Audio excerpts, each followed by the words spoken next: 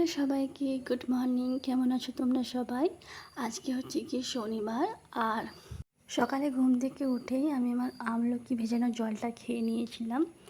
এই আমলকির জলটা লাল হয়ে গিয়েছে, তার কারণ এটা শুকনো আমলকি। আমি প্রত্যেক বছর আমলকিকে শুকনো করে রাখি, তো ওটাই আমি ভিজিয়ে খাচ্ছিলাম। আর আজকে মাথায় বেশ বেশি করে আমি তেল মেখেছি, কারণ কালকে শ্যাম্পু করব, তার জন্য বেশ ভালো করে মাথায় তেল মেখে নিয়েছিলাম। তারপর তো প্রত্যেক দিনকার মতো আমার যে সমস্ত কাজ থাকে, মানে বিছানা গোছানো, আমার নিজের সমস্ত যে কাজ থাকে সেগুলো করা। বিছানা গোছানোর আগে মশারিটা খুলে আমি খাটের স্ট্যান্ডে বেশ ভালো করে রেখে দিয়েছি। এরপরে আস্তে আস্তে আমি আমার সমস্ত কাজগুলো সেরে নিয়েছি, আর বেডশিটটাও পাট করে নিয়েছি, বিছানাটাকেও গুছিয়ে দিয়েছি বেশ ভালো করে।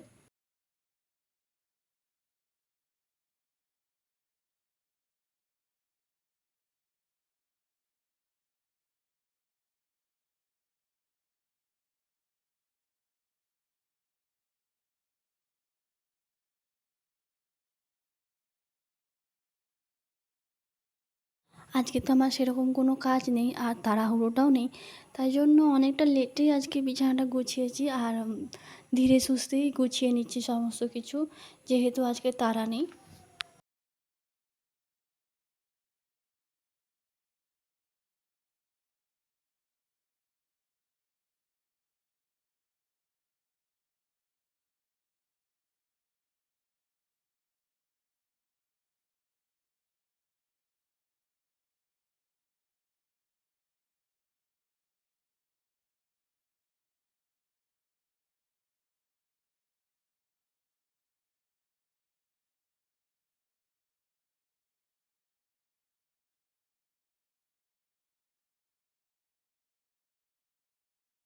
বেডশিটটা পাট করে আমি বালিশগুলো বেশ ভালো করে রেখে দিয়েছিলাম। তারপরে আমি একটা ঝাড়ু দিয়ে আমার বিছানাটাকে বেশ ভালো করে ঝেড়ে নিয়েছি, যাতে কোনো নোংরা না থাকে।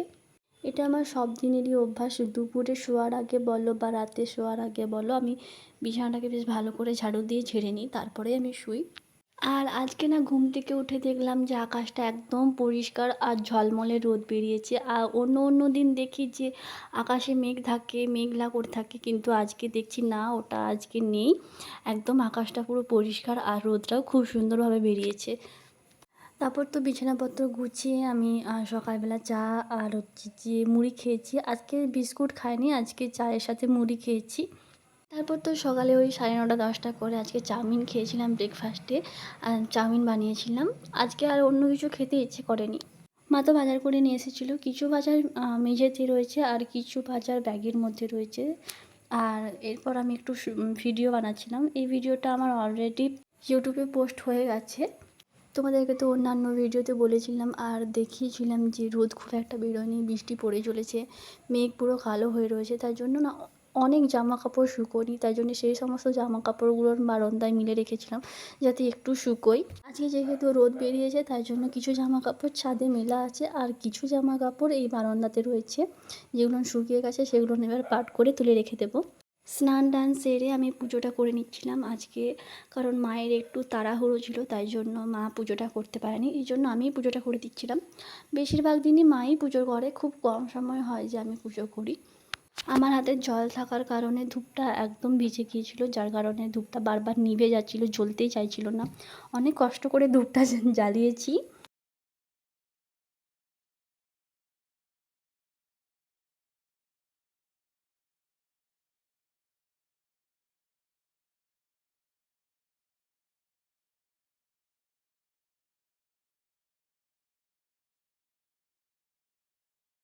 তারপর তো পুজো সেরে ঠাকুর প্রণাম করে আমি একদম ছাদে চলে গিয়েছিলাম। আজকে যেহেতু রোদ বেরিয়েছে, তার জন্য সমস্ত জামা কাপড়গুলো মেলা ছিল। একটু জামা কাপড়গুলো উল্টে পাল্টে দিচ্ছিলাম, যাতে তাড়াতাড়ি করে শুকিয়ে যায়, আর খুব ভালো করে যাতে শুকিয়ে যায়। যেহেতু অনেক দিন জামা কাপড়গুলো মেলা হয়নি, একটা কেমন ভ্যাপসানে একটা গন্ধ ছাড়ছিল। আসলে কি জানো তো, সূর্যের আলোতে যে সমস্ত জামা কাপড়গুলো শুকনো করা হয় না, সেগুলো কোনো গন্ধ থাকে না। বাট যখনই তুমি বাতাসে শুকনো করবে রুমের ভেতরে, কীরকম একটা বাজে গন্ধ ছাড়ে আর কি। যাই হোক, তোমাদেরকে তো কোনো একটা ভিডিওতে দেখিয়েছিলাম যে আমার ড্রাগন ফলের গাছে একটা ডালে দুটো ফুল এসেছে, কিন্তু এত পরিমাণে সেই সময়টা বৃষ্টি হয়েছিল যে ফুলগুলো একদম পচে নষ্ট হয়ে গিয়েছিল, ফুলগুলোকে বাঁচাতেই পারিনি।